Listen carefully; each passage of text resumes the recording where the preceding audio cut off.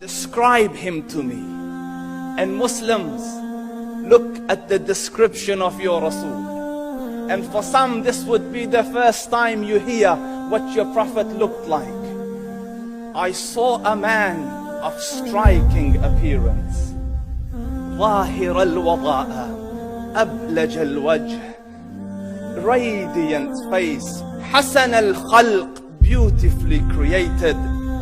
لم تعبه الثجلة, his belly wasn't protruding. ولم تزر به السعلة, nor was his head disproportionate and small. وسيم قسيم, proportionate and delicate, finely made, a specimen of a creation. في عينيه دعج, in his eyes there was a contrast. The dark was immensely dark, the white was excessively white. وفي أشفاره وطف, and his eyelashes were long. وفي صوته صهل, and in his voice was a natural echo. وفي عنقه سطع, and his neck was elegantly long. وفي لحيته كثاثة, his beard was full and thick. أزج أقرن, his eyebrows were arched, but they were not joined, it was separated. In Samat فعليه الوقار, when he was silent, dignity covered him. وإن تكلم سماه وعلاه البهاء, and when he spoke, it was audible and clear, almost commanding and overtaking.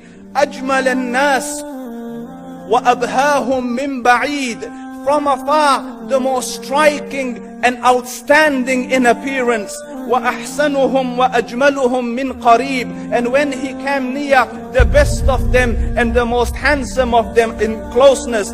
حلو المنطق, such an exalted and sweet level of logic.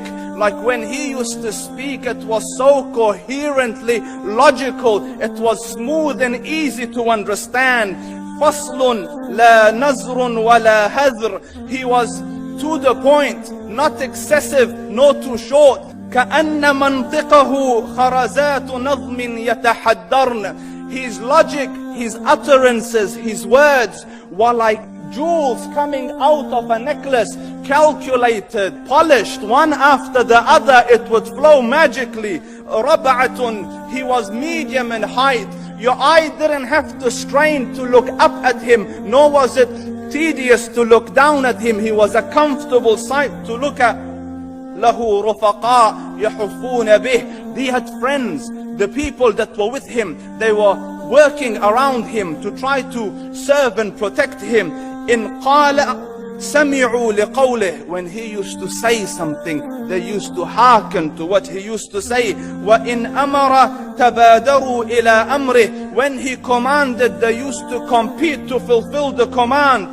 This is Muhammad Rasulullah. This is Muhammad Rasulullah. Anas ibn Malik says, he says, I came out one night, it was the full moon night.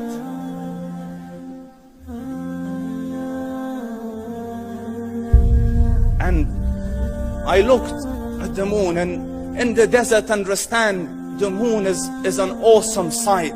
It is smooth, it is radiant, it is clear, it is gentle compared to the scorching sun at which they are used to. So the moon was the epitome of beauty. So he says, I came out at a full moon night and I looked at the moon and I saw it beautiful, handsome. So I said, let me go see if the moon is more handsome or my Prophet is more handsome. Let me see if that is more beautiful or the Prophet is more beautiful. So I went and I saw him standing afar. So I looked at his face, and I looked at the moon, and I looked at his face, and I looked at the moon, and I looked at his face, and I looked at the moon, and he said, Wallahi, he was more handsome than the moon in its entirety. That is just the look of your Rasul. Aisha radiyallahu anha says, I was sewing with the needle, my needle dropped in the dark, I couldn't find it. I said, Ya Rasul, I can't find it. He moved his face close, and I swear, out of the radiance of his face, I found my needle.